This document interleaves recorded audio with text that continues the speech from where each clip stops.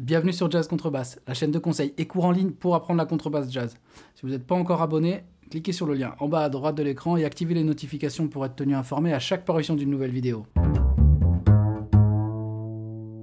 Une gamme un jour, aujourd'hui la gamme chromatique. Pour ceux qui suivent mes vidéos depuis le début, on a vu les 12 tonalités de gamme majeure sur une octave. Ça nous a vraiment permis de couvrir une grande partie du manche, surtout avec le deuxième doigté un peu plus difficile, qui nous permettait de démancher sur une autre corde, et donc de travailler de manière plus horizontale. Donc, normalement, avec ça dans les mains, si vous l'avez, vous êtes sans problème capable de faire cette gamme chromatique, qui est une autre gamme très importante. On va la faire sur 2 octaves, avec un seul démanché. C'est tout. Un seul doigté, pardon. On va démancher plusieurs fois, mais un seul doigté. On va utiliser les cordes à vide, on va partir de la corde grave de mi et on va descendre au fur et à mesure pour terminer sur la corde de sol et aller jusqu'au mi aigu qui se trouve ici bas. La gamme chromatique, c'est une gamme très simple dans sa construction, c'est un enchaînement de demi-tons. Il n'y a pas plus compliqué que ça. Hein, pas plus simple que ça, pardon. Pensez à télécharger le PDF dans la description. Vous avez tout l'exercice dessus, comme ça si vous avez envie de faire en même temps que moi ou de suivre et que vous ne savez pas trop comment ça fonctionne une gamme, voire une gamme chromatique, les doigtés, tout ça, et que vous n'avez pas envie de passer 3 heures à remettre la vidéo, à regarder comment il fait, il y a tout dans le PDF, les doigtés, sur quelle corde, et voilà. Allez, à tout de suite. 1, 2, 3, 4.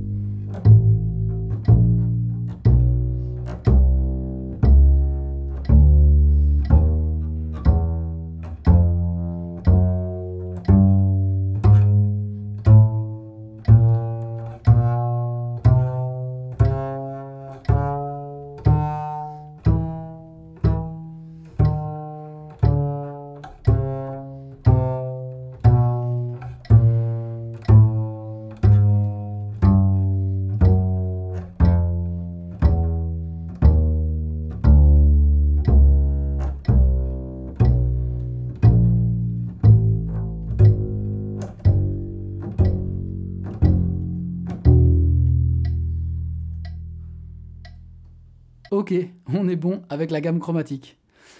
Vous avez vu, c'est pas une gamme qui est forcément évidente.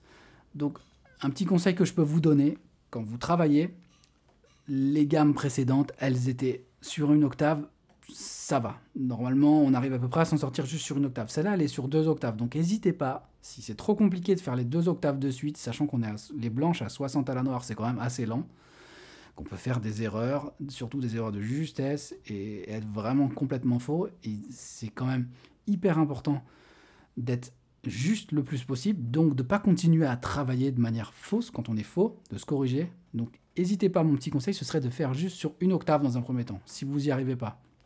vous la descendez juste sur une octave, vous arrêtez au mi ici.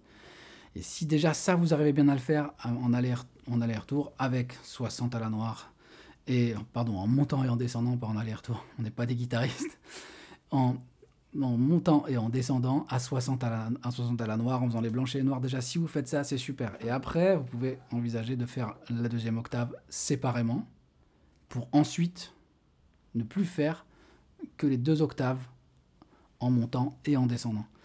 Quand on travaille sur la longueur comme ça, c'est quand même mieux d'y aller mollo, si c'est trop dur. Une nouvelle fois, il faut pas trop travailler et être faux. Il faut se corriger le plus possible. Donc si on voit qu'on est faux et qu'on n'y arrive vraiment pas, on divise en 2 l'exercice, tout simplement. Une octave, on monte, on descend, et si on est bien là, qu'on est bien confiant, qu'on est bien juste, on s'arrête là.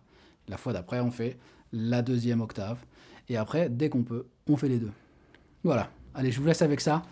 Encore une fois, pensez à télécharger le PDF, abonnez-vous, parlez-en autour de vous, partagez, likez, activez les notifications si vous voulez savoir à chaque fois qu'il y a une nouvelle vidéo qui paraît.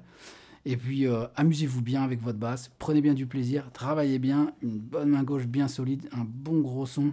Et puis, on se revoit très bientôt pour une prochaine vidéo. Ciao, ciao!